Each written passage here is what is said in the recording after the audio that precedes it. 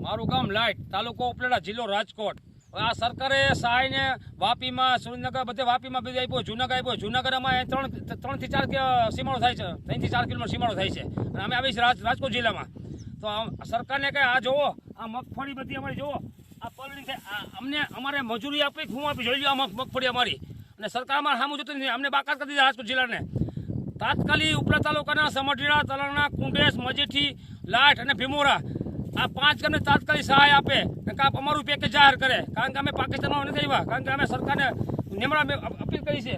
જીતુભાઈ વાઘાણીને નમ્ર અપીલ કરું છું કે અમે આ જોવો તો અમારી મગફળી, અમારે ખેડૂતને મજૂરી ચૂકવવી છે, અમારી પાસે કાંઈ વસ્તુ નથી અમારી પાસે, તો અમારે શું કરવું છે?